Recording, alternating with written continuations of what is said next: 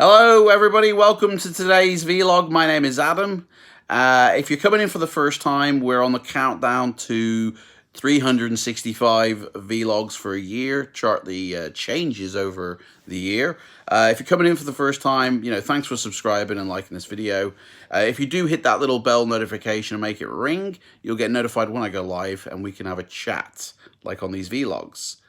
Now we're coming up to the last 100 videos on this vlog series, and we're on video 263 today. So on 265, I'm basically turning vegan. So that's no meat, no fish, no gluten, no nothing, basically. Just vegan, except for August the 5th, which is my birthday, and December the 25th to December the 31st. Those are the only dates I'll have meat or dairy products. And so looking back the past week or so, we've been sort of charting a few stats about me and, eating the foods I've been eating for my life, looking at my weight and all this. And today, like yesterday, we charted what kind of foods will I be able to eat as a vegan. Today we're looking at what foods have I eaten over the course of my life. I've got a list. I've contacted my mom and said, like, what kind of foods did you feed me when I was a kid? Living in America, what sort of foods did I grow up to? What was I exposed to? And then what choices I personally made as an adult when I was 18 plus, up to sort of the last few years, what I've been eating. I'm a big believer in what you eat determines of who you are. You are what you eat. So what you put into your body will affect your personality, change your moods, and almost dictate what you say as well and how you say things. I really am a big believer of you are what you eat. So if you're pumping crap, then crap is going to come back out, physically and verbally. So put in the good stuff, and good stuff will come back out, Big believer in that. But obviously my whole life I've contradicted this because I've eaten meat. Meat's not exactly bad, is it? It's like in moderation, anything really. But how has the foods that I've eaten shaped the type of person I've become? And, it will be very interesting at the end of the vlogs when we hit 365, when I've been eating or having the vegan lifestyle for 100 days, what kind of person it will transform me into, I'm very interested to see that change, that metamorphosis take place. So what kind of foods did I eat? Now, my mom, for some reason, I asked for 7, she gave me 8. And these are like an average. This isn't like what I had every single day or every week. This is a basic average spread over from the age of like 4 when I moved to America. Hi, Victoria. All the way up to when I was about 17 years of age. So this is basically an average of what I ate, okay? So, number 1, we've got ground beef with pasta in mushroom soup, kind of like a, I don't know, like a broth almost, very tasty, very nice. Also, one thing I've noticed about this list, let's see if you notice it too, okay? Number 2, a full English breakfast for dinner. My mom's cousin, which is my second cousin, I guess, his name was Michael. He passed away, I think it was 2016, 2017, I think. I'm not too sure on the exact date. But he had a ritual that my mom, me, and my sisters took on as well, which every Monday evening, he had a full English breakfast. Bacon, eggs, sausage, no hash browns though, but there was plum tomatoes, or a tomato cut in half, sorry. A very strange ritual, but it's one that we took on when we found this out about him. We were like, yeah, that sounds pretty cool. Can we do that? I was like 14 at the time, and I was like, yeah, can we do that, Mom? And Mom was like, yeah, every Monday we'll have like an English breakfast. And that's what we had up from like the age of 14. And I think I kept that going till I was about 19, and then that was it. It died a death. So it was about 5 years of my life, really. So an full English breakfast. Although the difference was he used to cook his in lard. Okay, we didn't. So number 3, shepherd's pie, accompanied on the side with carrots, broccoli, and cabbage. Sounds gorgeous. And the thing my mom used to do is put the shepherd's pie in little small individual dishes. So they were like, it wasn't one giant pie that was then cut up. It was all individual little ceramic dishes that we ate from. And oh, gorgeous, honestly, absolutely gorgeous.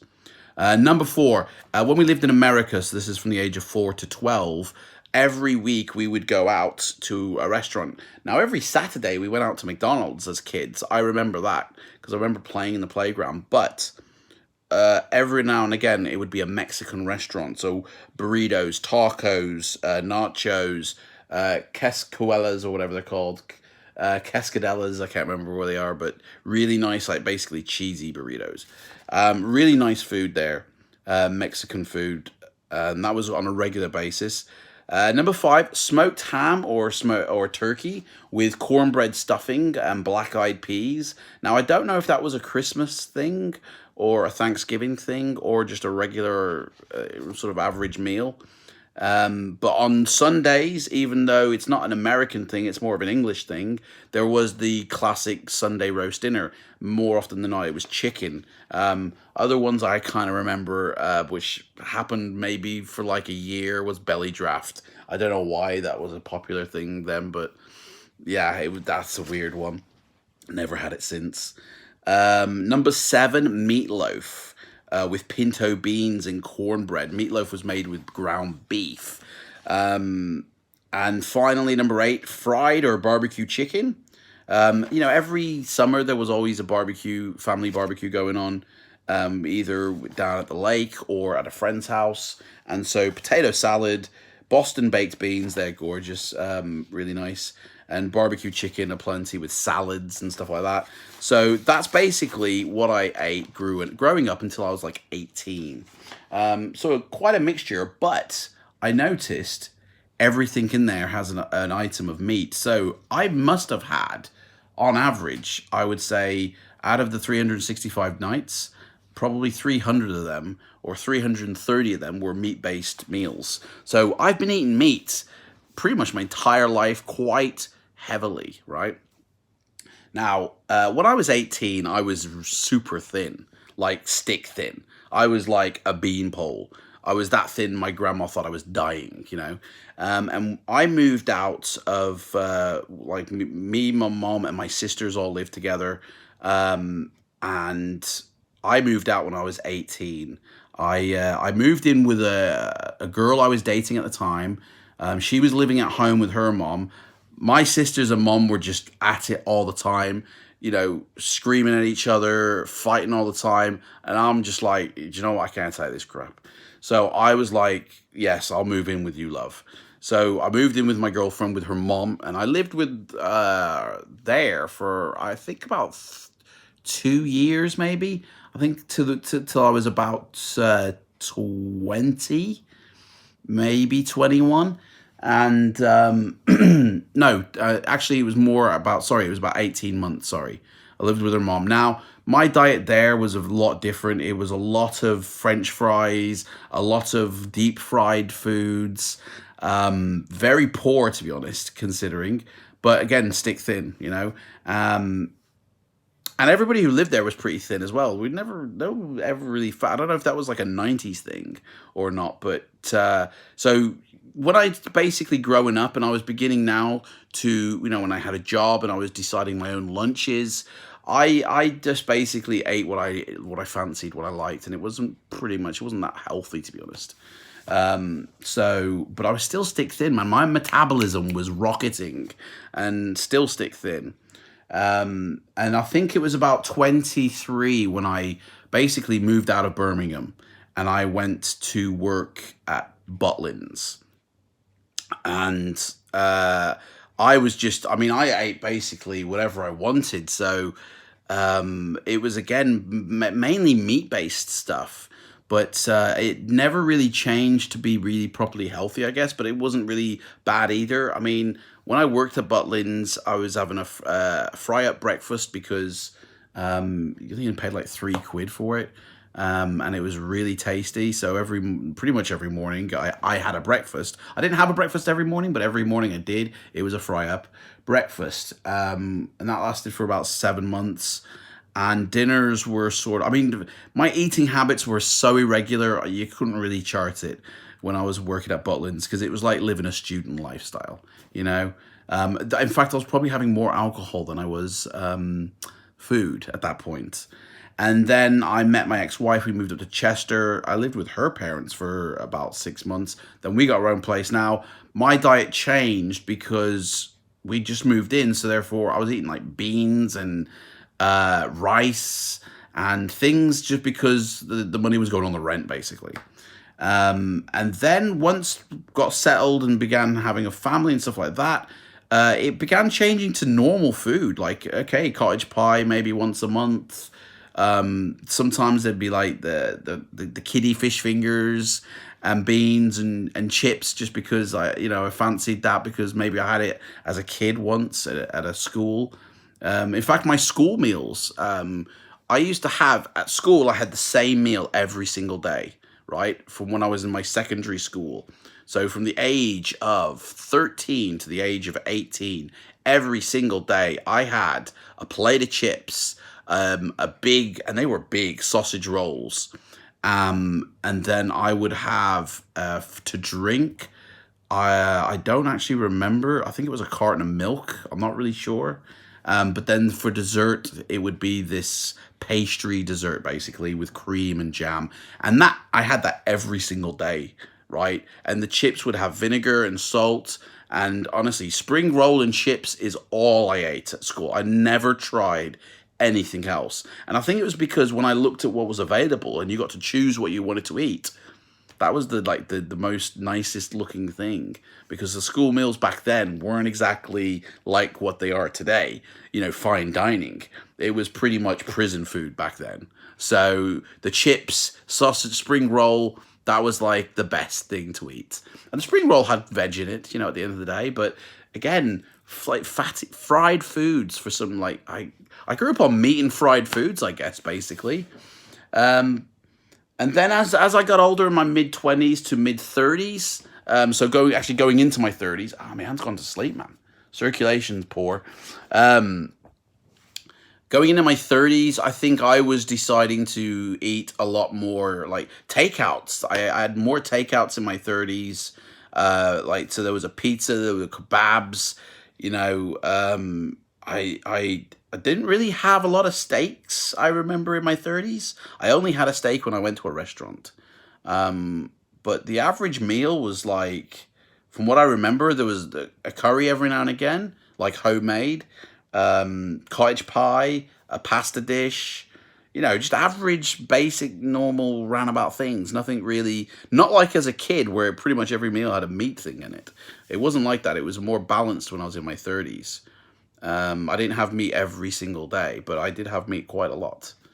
And then I think coming up to my 40s now, I think, I don't know, a lot more takeouts up to a certain point when I got put on a lot of weight. And I think it was kind of like relationship dependent.